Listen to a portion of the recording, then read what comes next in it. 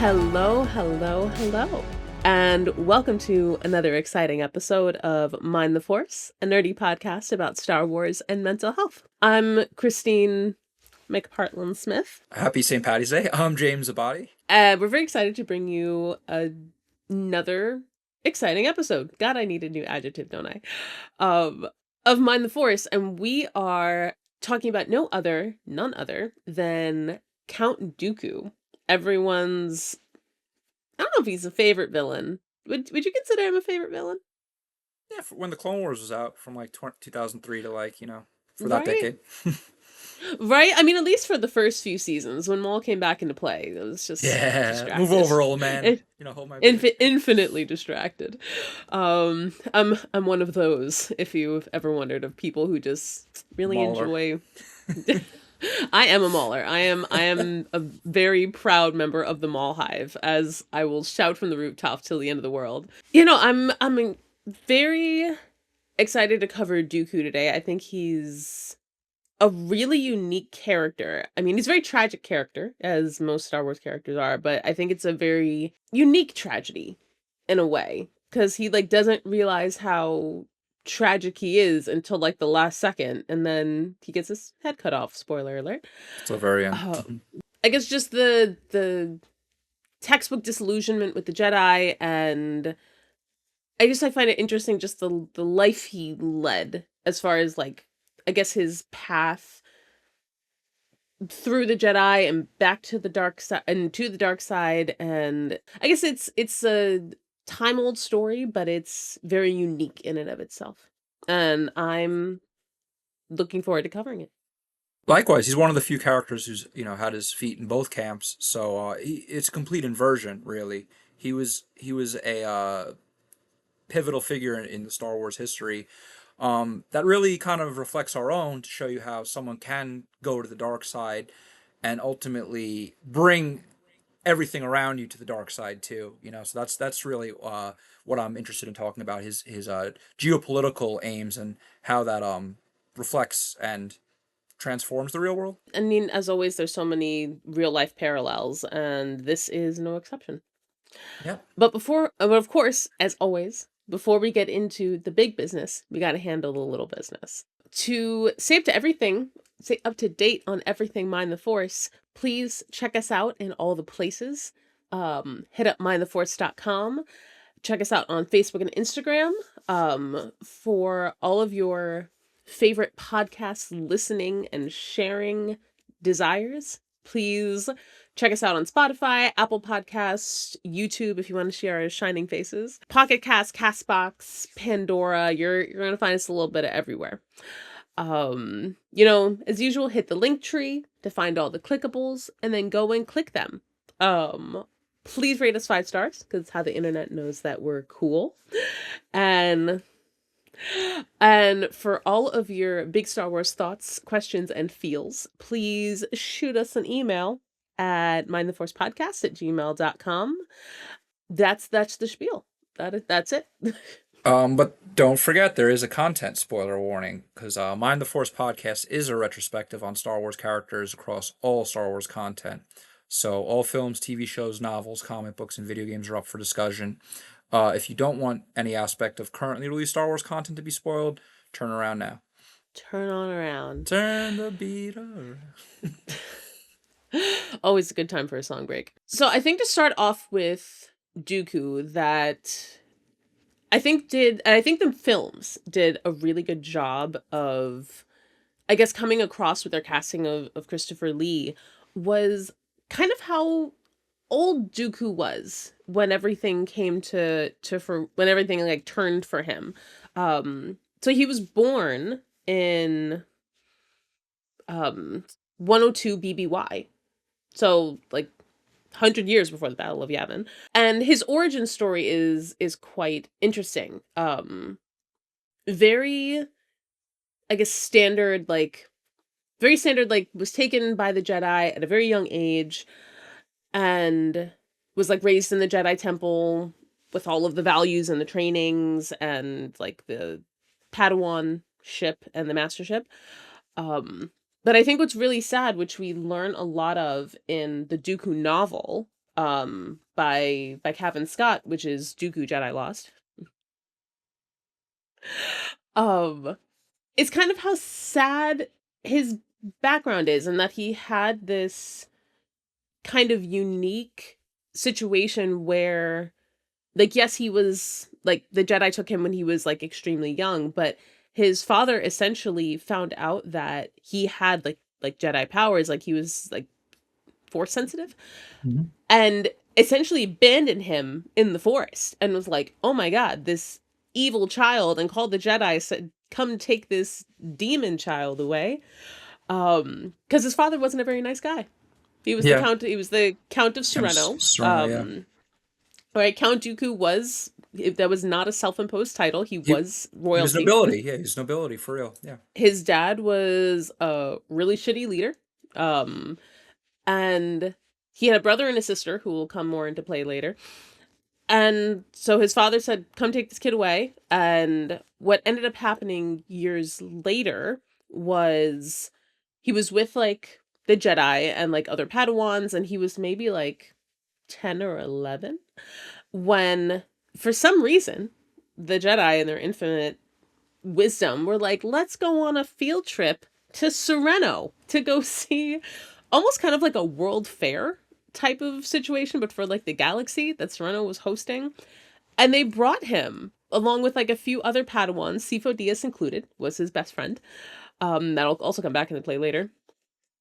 And through this kind of happenstance of shenanigans, as you know, Jedi Padawans will get into, he ended up meeting his sister, like his actual sister, and they realized, oh my god, you're my sibling, and they stayed in contact. And I think that really added later to his disillusionments with the Jedi, because he had that outside connection. I guess, which is, I guess to say maybe that's something that worked with the Jedi, is their isolationism. um, but I guess that's not for me to say.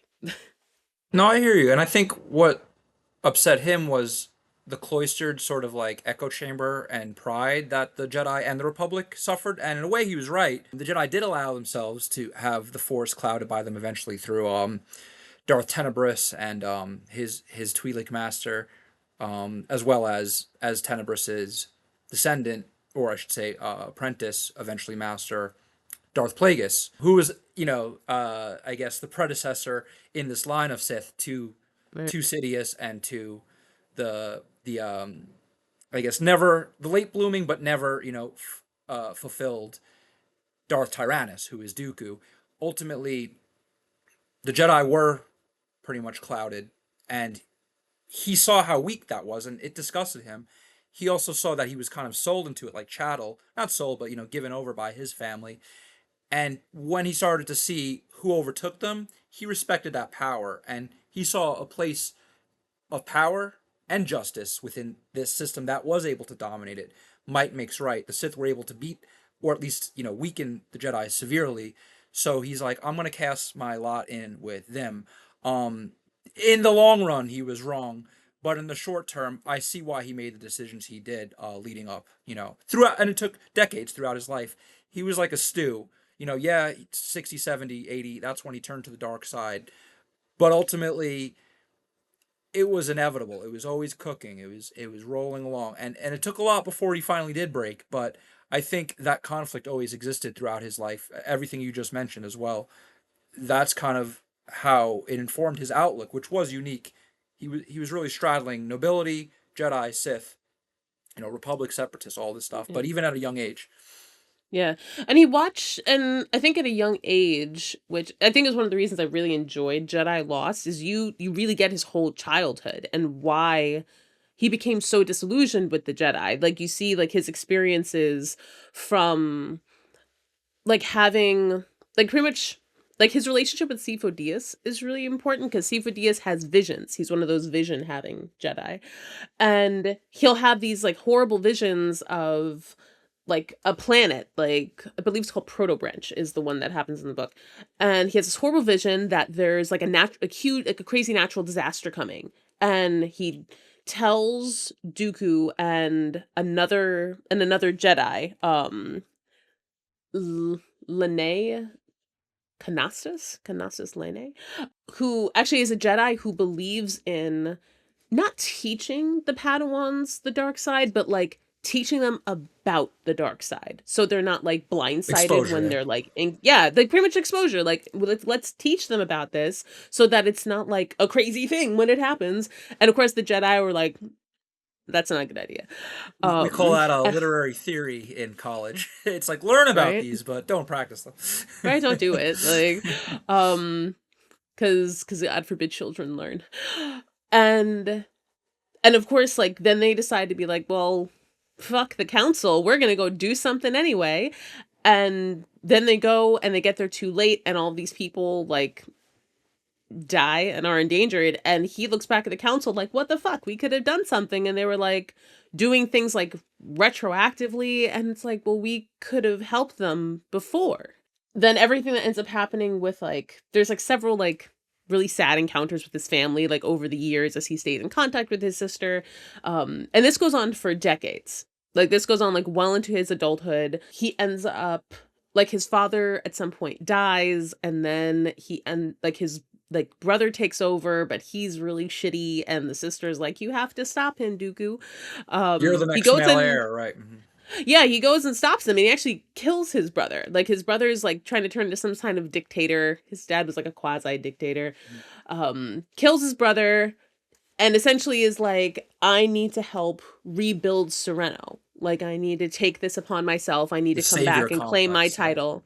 Right. That's Right. that's his driving motive. That's his thing. Big savior complex. He thinks that he's the only adult in the room. Like, Right. he thinks he's the only one who can see things clearly that can It's save everyone. is it that Boston song? I think no, Carry On My Wayward Son. I forget who sings that. But it's and if I claim to be a wise man, that surely means that I don't know. Right. He is the fool in the end, but and that boils down to his ultimate MO. He really is very good at identifying the problem, better than the Jedi, better than all of the chancellors of the Republic. But he's terrible at the remedy, at the solution, at fixing the problem. His solutions are worse than their inability to identify the problem, really. But he's a necessary kind of ingredient to this, I don't know, Reformation, Counter Reformation, Revolution, all this stuff that happens. The old Republic needed to die. It was stale. It had to go through a bloody rebirth. Not, I would argue, not through the genocidal way it happened, but ultimately he was a key ingredient in that, through his lens and that savior complex you just mentioned. Right? He's a lesson in like what happens when you're right and you don't go about it the right way. But I think but it is that question, that constant questioning of the council, even once he's on the council. Like, he becomes like he become like, he's Padawan. He actually ends up being the apprentice of none other than Master Yoda. Yes, Granted, he right, did that's not starting to want say. Master Yoda. Which shows He you, want yeah. right. He didn't want Master Yoda. They like didn't get along very well, and he actually wanted. I want to get the name correct. Um, he wanted. Oh yeah, he wanted Lene Castana, who's the Jedi that I mentioned, who was like kind of about teaching the Padawans a little bit about the dark side. But instead she took Sifo Dyas as a Padawan, while Dooku got, I don't want to say stuck with Yoda, but like Yoda was like, oh, Placed you're gonna be aside, my yeah. Padawan. And they had a lot of like headbutting beef He's because like, hiss, yeah. right, Dooku was a very serious child because he was quite powerful. Like, Yoda, you're there's beneath me, literally. Like, right. you're so. See He's what like, you did there. I'm a noble human. That's kind of how he looked at it, yeah. Right.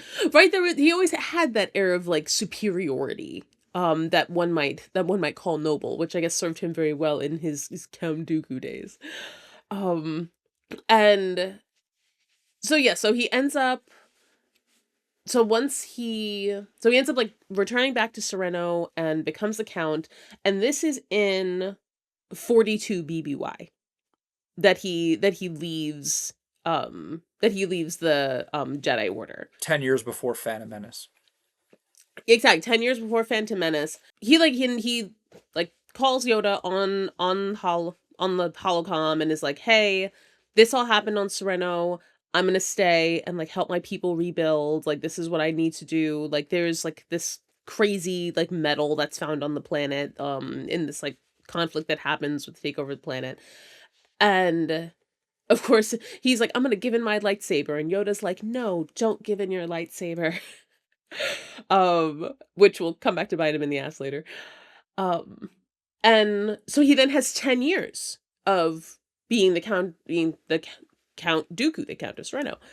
And but it's within those 10 years, because of course, don't forget that Sidious is always in the background. Seeing, waiting for opportunities. Yeah. Right? And what he sees, which is very similar, which is honestly just verbatim what Plagueis saw in Palpatine, just like someone disillusioned, somebody who's just like not happy with the status quo and like has that simmering rebellion underneath against it, and just swoops in and takes advantage. And so of course he's now the Count of Sereno, so he has a seat in the Senate. And so he's still going back and forth to Coruscant. Like he's actually still welcome in the Jedi Temple. Like he works with the council, he like goes there and hangs out, he like still sees all these people he grew up with, which is really one of the few instances, if maybe the only instance that I can think of, someone who got to like kind of live both lives, who got to be raised as a Jedi and have this connection to the Force and be trained in like this special like orthodox way, but then got to step away and like live their life as like a secular civilian. And not only that, like a secular civilian with power. So I feel like that even added more to his superiority complex.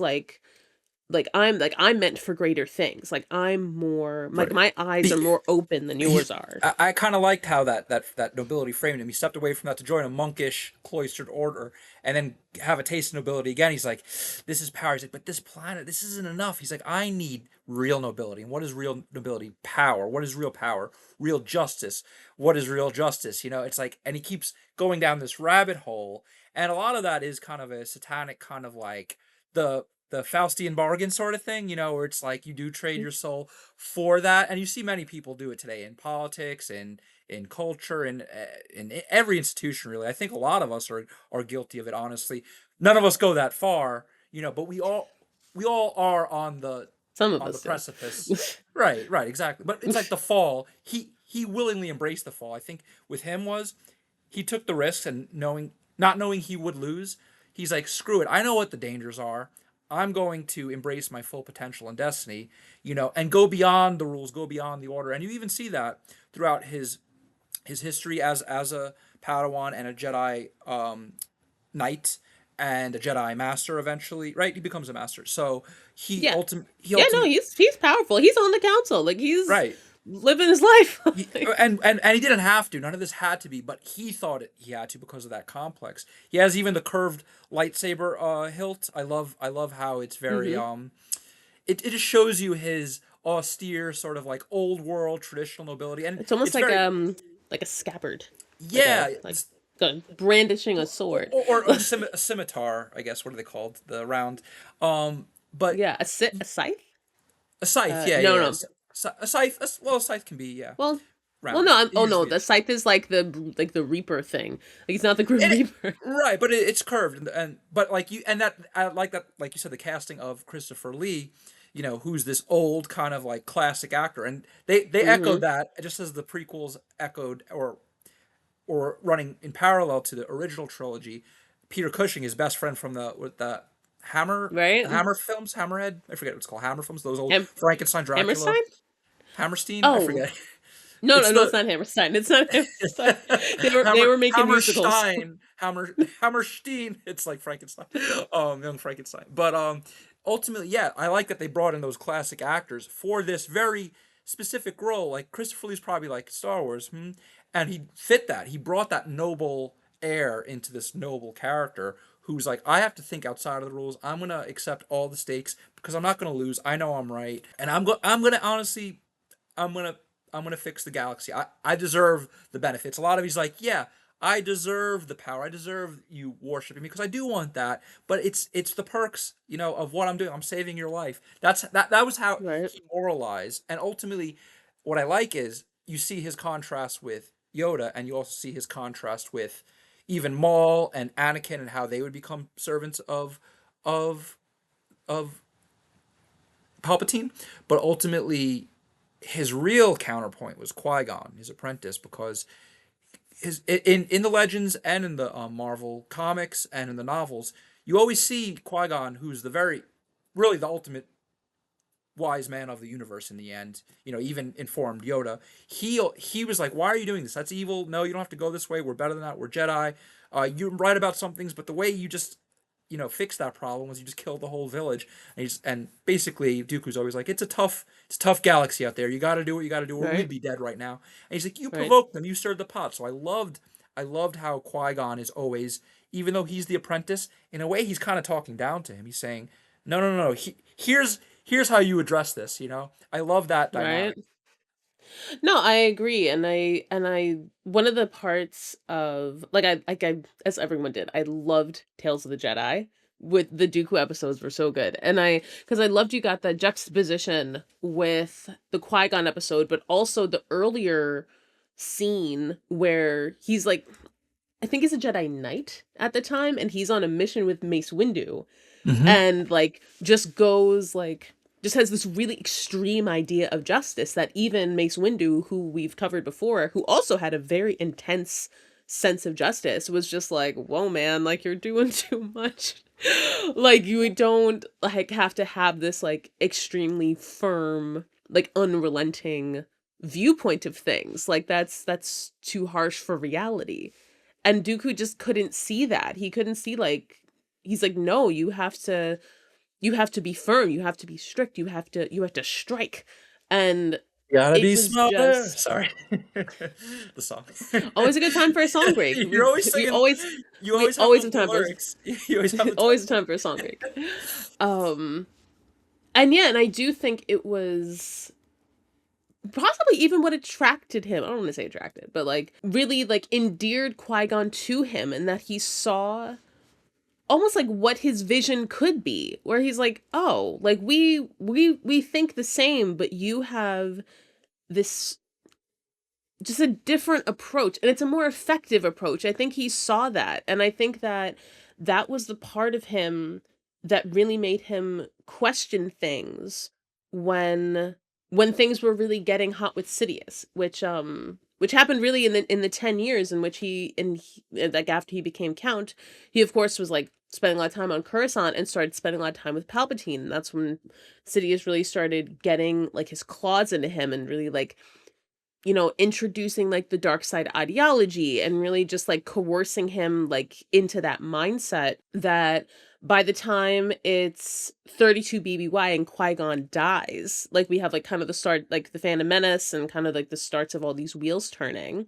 that Qui-Gon dies in 32 BBY, and Count Dooku is just, he's a mess over it. Like he lost this like really like this like really important part of himself, not only his Padawan, but this person who really understood him, and I think was really guiding him towards the light. Like we discussed in like early Anakin episodes, that Qui-Gon would have been that guiding light that stopped Anakin from going to the dark side later on. And I think honestly he was the same for Dooku. I think that Qui-Gon would have been that light that stopped Dooku from going to the dark side. So double whammy for our man Sidious by getting rid of Qui-Gon. And maybe that was Um, Maul's whole purpose, just to remove that so he can get the next, domino, to get the next domino to fall. Yeah. Hmm. yep, it's That's all that. it's all we're playing checkers, and dark side's playing chess. That's how it goes. I Uh, think they always talk about 5D, 10D chess. I think the only person who's ever done it is fictional, and it's Palpatine. I think he's the only one whose grand plan, like over like 40, 50 years, actually worked out to a T until the very last moment. And even then, he had a right, few years like as a clone. right, like you know what they said. Somehow Palpatine returned. You know what? Palpatine had a plan. Somehow. It wasn't It wasn't somehow. It somehow. was Yeah. a very well He's thought like, out if plan. can you imagine? He just reads that opening crawl. He's like, in one word, you just this uncanny ability to just boil down my whole life. Yeah. Right? I I wrote a lot of things down. I had a plan, all right? Like it wasn't somehow like you right, you presumptuous fucks. Like I had a whole Yeah. plan. Yeah, but Um that yeah.